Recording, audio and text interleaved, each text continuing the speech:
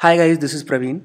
आज हम लोग देखने वाले हैं किस तरीके से हम लोग वीएस कोड यूज़ करके रिमोट डेवलपमेंट कर सकते हैं। अगर हम कोई प्रोजेक्ट कर रहे हैं, सपोज़ हम कोई प्रोजेक्ट कर रहे हैं और उस पे हमें 5-6 डेवलपर एक साथ हमें काम करना है, तो आप वर्जन कंट्रोल तो रखते ही हैं। वर्जन कंट्रोल के थ्रू आप ये चीज़ें करते हैं। लेकिन अगर आप ये नहीं चाहते कि डेवलपर की जो उसका लोकल मशीन है उसकी डिपेंडेंसी ख़त्म हो जाए और उसके बाद किसी मॉड्यूल पे वो काम करे और किसी मॉड्यूल पे आप काम करो, तो आप क्या कर सकते हो कि कोई जैसे आपके पास कोई सी पैनल है या फिर कोई भी आपका यूबंतु का सर्वर है या कोई भी लिनक्स का सर्वर है, तो वहाँ पे आप क्या कर सकते हो, प्रोजेक्ट को वहाँ पे आप क्रिएट करके रख सकते हो। उसके बाद वी एस कोड को वहाँ पे कनेक्ट कर दीजिए और वी एस कोड क्या करेगा, एस एस एच एक्सेस लेके आपका प्रोजेक्ट वी एस कोड में वो ओपन कर देगा।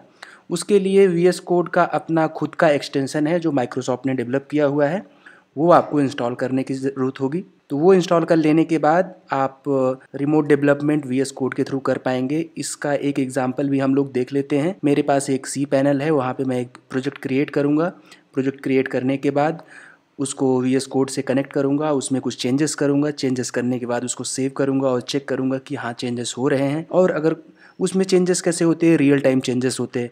अगर कोई और डेवलपर भी अगर कोई अपने चेंजेस डाल रहा है, जैसे कि आपने देखा होगा जैसे गूगल सीट और गूगल डॉक में होता है, रियल टाइम चेंजेस होते हैं। सेम उसी तरीके से वीएस कोड में जो रिमोट डेवलपमेंट है वहाँ पे इसी तरीके से सारी फंक्शनैलिटी है। तो हम लोग इसका एक एग्जांपल देख लेते हैं। तो हमें पहले यहाँ वीएस कोड में जाके रिमोट डेवलपमेंट जो एक्सटेंशन है वो इंस्टॉल कर लेना होगा। तो यहाँ पे आप लिखेंगे रिमोट डेवलपमेंट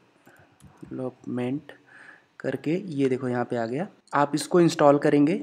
अब इसके नीचे थोड़ा सा हम लोग देख लेते हैं। यहाँ पे मेरा मैक इसको वेरीफाई कर रहा है, ठीक है, कोई बात नहीं। और ठीक है, तो यहाँ पे हम लोग नीचे देख ले रहे हैं। जब ये एक्सटेंशन हम लोग इंस्टॉल करेंगे तो यहाँ पे आप देखिए ये माइक्रोसॉफ्ट ने ही इस एक्सटेंशन को डेवलप किया है। और जब इसको हम इंस्टॉल करेंगे तो उसके साथ रिमोट एसएसएच, जो एसएसएच लॉगिन करने के लिए सर्वर पे यूज़ होगा, वो इंस्टॉल होगा।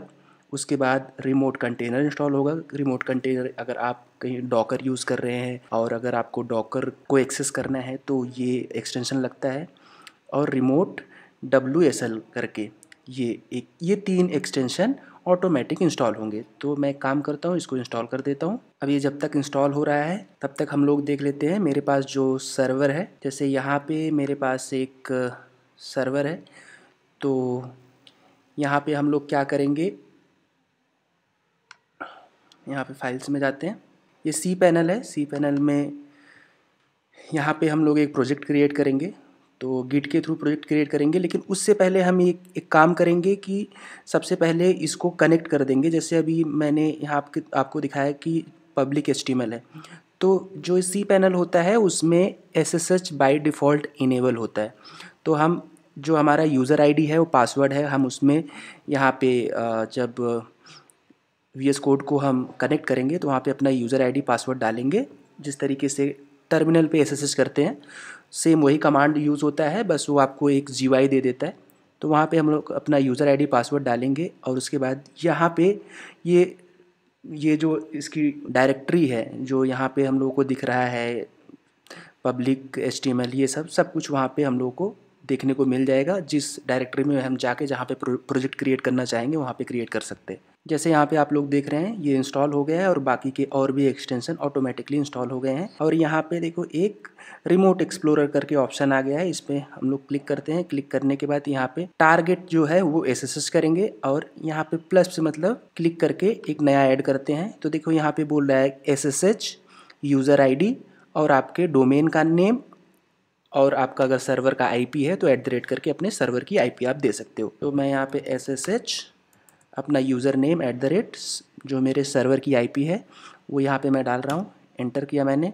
वो पूछ रहा है कि इसका कॉन्फ़िगरेशन जो है वो कहाँ पे आप इंस्टोर करना चाहते हैं। तो मैं कॉन्फ़िग फाइल में SSH कॉन्फ़िग फाइल में स्टोर कर लेता हूँ। उसके बाद जैसे अगर मैं आपको दिखाना चाहूँ तो ये ओपन करके मैं आपको दिखा सकता हूँ। इस तरीके से यहाँ पे कॉन्फ़िग फाइल, अब अगर कोई नया होगा तो इसके नीचे यहाँ पे आप टैप करके एक नया भी किसी कोई और सर्वर है आपका तो यहाँ पे वो भी ऐड हो जाएगा। तो इसको हम सेव कर देते हैं। सेव करने के बाद जैसे यहाँ पे देखो ये ऐड हो गया है। अब आप इस पर यहाँ पे क्लिक करिए, ये नए टैब में आपको लेके जाएगा और यहाँ पे थोड़ा सा टाइम लगता है। जैसे यहाँ पे देख रहे हैं ओपनिंग रिमोट करके ये स्टार्ट हो गया है।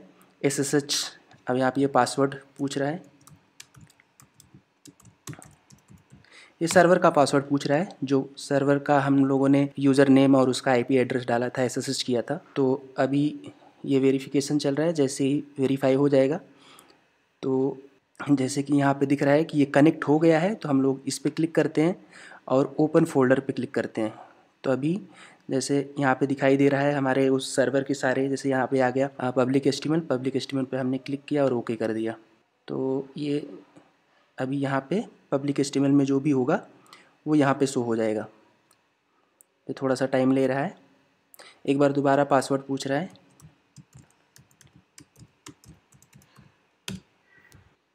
अभी VS कोड पूछ रहा है कि इनका एक वार्निंग होता है कि जो आप डायरेक्टरी एक्सेस कर रहे हैं वो उस पर ट्रस्ट कर सकते हो कि नहीं। तो जैसे कि यहाँ पे आप लोग देख पा रहे हैं, यहाँ पे सारी फाइल्स जो है वो यहाँ पे हमें दिख रही हैं। हम लोग एक काम करते हैं, यहाँ VS कोड में ही टर्मिनल ओपन करने का ऑप्शन होता है। यहाँ पे जाइए, न्यू टर्मिनल पे क्लिक करिए। अब न्यू टर्मिनल पे हम लोग, अब ये दिखा रहा है कि हम कहाँ पब्लिक HTML में हैं। तो यहाँ पे LS जो हम लोग फोल्डर की लिस्टिंग करते हैं उसमें क्या क्या चीज़ें हैं, तो CI विन करके है। यहाँ पे भी आप अगर देखेंगे तो CGI विन करके यहाँ पे दिख रहा है। तो हम लोग एक काम करते हैं, प्रोजेक्ट क्रिएट कर लेते हैं। यहाँ से एक ये रहा गिट का क्लोन लेते हैं। गिट का क्लोन लेने के लिए हमें क्या करना पड़ेगा, यहाँ पे गए हम और यहाँ पे हमने लिखा गिट क्लोन और यहाँ पे इसको पेस्ट कर दिया, एंटर मारा और यहाँ पे क्लोनिंग स्टार्ट हो गया है। तो ये क्लोन हो गया है। अभी हम लोग क्या करते हैं, LS करते हैं। तो यहाँ पे आप देख पा रहे होंगे सैम्पल PHP वेबसाइट करके एक प्रोजेक्ट यहाँ पे क्रिएट हो गया है। यहाँ पर भी ये देखिए शो होने लगा है। और आप अगर यहाँ सर्वर पे देखेंगे तो अगर मैं इसको रीलोड कर देता हूँ तो यहाँ पर भी ये आ गया है। तो इससे ये चीज़ तो आपको एकदम क्लियर हो गया है कि VS कोड हमारा अभी सर्वर के साथ कनेक्ट हो गया है। तो अब अगर हम लोग चेक करते हैं कि इसमें क्या है, PHP के ये सारे फंक्शंस है, रीडमी है। तो जैसे index.php है, तो index.php अगर यहाँ पे हम लोग खोलना चाहें तो एडिट कर सकते हैं। यहाँ पे हमने इसको ओपन कर दिया तो यहाँ पे ऐसी कुछ चीज़ें लिखी हुई हैं। तो एक काम करते हैं, अभी हम लोग VS कोड में चलते हैं और इसको ओपन करते हैं। सेम वही चीज़ यहाँ पे हमने क्लिक किया। इसको अभी के लिए हम लोग बंद कर दे रहे हैं, सॉरी टर्मिनल को क्लोज़ कर देते हैं हम लोग। यहाँ पे सेम वही चीज़ लिखा हुआ है। अभी अगर मैं यहाँ पे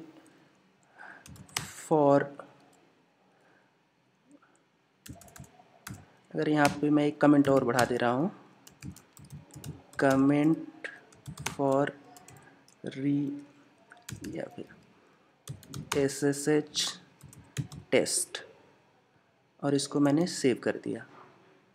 अब ये सेव हो गया। हम लोग अगर जाके अपने सर्वर पे चेक करते हैं और इसको रिफ़्रेश कर देते हैं तो यहाँ पे देखिए दूसरा कमेंट यहाँ पे आ गया।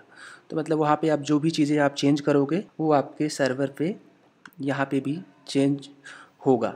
तो ये चीज़ें जब भी आप जैसे डेवऑप्स की चीज़ें कर रहे होते, जैसे आपको किसी ने बोल दिया कि हमको मेरा जो प्रोजेक्ट है वो क्लाउड बेस उस पर डेवलपमेंट होना चाहिए, आपको डेटाबेस कहीं और से कनेक्ट कर देना है, उन सब चीज़ों में ये बड़ा हेल्पफुल होता है। अगर इसमें मैं आपको और एक दो एग्ज़ाम्पल दिखा दूं, तो सपोज़ अगर आप यहाँ पे जाते हो और यहाँ पे कोई और फाइल आपको क्रिएट करनी है, तो यहाँ पे आपने क्लिक किया। क्लिक करने के बाद test.php करके आपने फ़ाइल क्रिएट कर ली। तो यहाँ पे क्रिएट हो गया। यहाँ पे आपने PHP इको आपने दे दिया हेलो, और यहाँ पे आपने PHP को क्लोज़ कर दिया और आपने इसको सेव कर दिया। या फिर आपको अगर फ़ोल्डर क्रिएट करने हैं तो मैं एक टेस्ट नाम का फ़ोल्डर भी क्रिएट कर दे रहा हूँ। तो एक टेस्ट नाम का फ़ोल्डर भी क्रिएट हो गया। अभी यही सारी चीज़ हम लोग यहाँ पे कर रहे हैं, तो हमें ऐसा लग रहा है कि हम इसको लोकल पे कर रहे हैं। जैसे जैसे इसके लिए एक अल्टरनेट ये होता था कि हम लोग फाइलज़िला यूज़ करते थे, एफ़टीपी यूज़ करते थे, लेकिन एफ़टीपी यूज़ करने की अभी यहाँ पे ज़रूरत ही नहीं है। आप जो भी ये कोड कर रहे हैं, ये कोड दिख तो आपके रहा है कि आपके लोकल मशीन पे हो रहा है, बट ये लोकल मशीन पे नहीं हो रहा है, ये आपके सर्वर पे ही हो रहा है, और सर्वर पे ही चेंजेस हो रहे हैं, और सर्वर पे ही ये सेव भी हो रहा है।